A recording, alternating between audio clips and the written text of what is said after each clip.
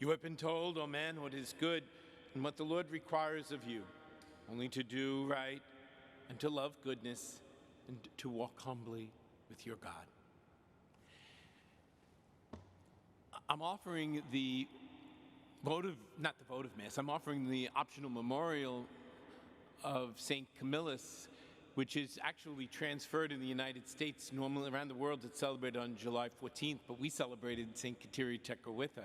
So the Feast of Camillus is transferred to July 18th. And I wanted especially to offer it for a couple of reasons. Camillus is known for care for the sick. He founded the order known as the Homilies, an order for whom I have tremendous respect. And their charism is the care for the sick, care in the hospitals, hospital chaplaincies, care in terms of training other people, forming other people to show that pastoral care for the sick, offering real health care. So on one level, pray for them and for all of our hospital chaplains. One of the things I discovered here in coming to the Diocese of Brooklyn and in Queens is to discover the tremendous work that our hospital chaplains do, but particularly during these last couple of years, during the COVID crisis, so many put themselves on the line under tremendously stressful conditions. Another reason I wanted to make sure we observed this memorial is because many who join us through Net TV and DeSales Media are at home, some homebound, some ill, some infirmed in different ways. And so today's memorial is a special one for those who are sick. This day of prayer where we show our solidarity and our desire to care for one another, but also to show what we learn from those who are ill, from your endurance, from your carrying, sharing in the cross of Jesus Christ, and the kindness and the grace with which you suffer. I want to make sure that we're especially close to you at this Eucharist. You see, Jesus is asked about a sign in the gospel today. People are looking for signs, and Jesus uses the sign of Jonah. Jonah being swallowed in the belly of the fish for 3 days and 3 nights. The precursor of Jesus is being 3 days and 3 nights in the grave.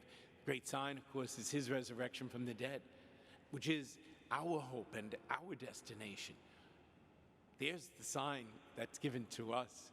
Jesus, who died on the cross and rose from the dead, breathes new life into us and shows us what our lives ultimately are all about. Indeed, there is something greater than Jonah here as we encounter Jesus Christ. But I go back to that prophet Micah. Micah lived in a time where people wanted to show great signs and great displays to God. And yet, some of those signs and some of those displays were terribly empty. They were just show. And so Micah says, God is looking for something deeper, but also something far more simple. Those great signs, the great sacrifices, the great displays of faith, good things, but actually they do more for us than they do for God.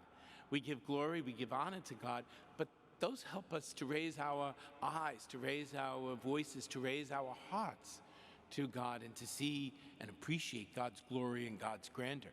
The sacrifices are ways of putting God first. It's an act of sacrifice is an act of gratitude for the great many things that God has given to us. But what is it that God really, really wants? Only to do right, to love goodness, and to walk humbly with your God. And so whatever circumstance you find yourself in at any point in life, there's the spiritual guide. If you're charged with caring for the sick, do so doing right, loving goodness, and walking humbly with God.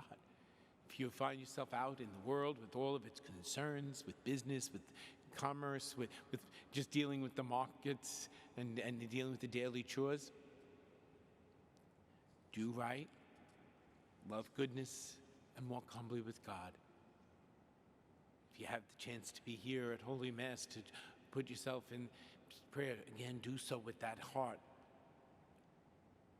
And if you're limited, homebound, infirm, and suffering, there too, you have the opportunity to be a part of God's plan of ongoing redemption of the world.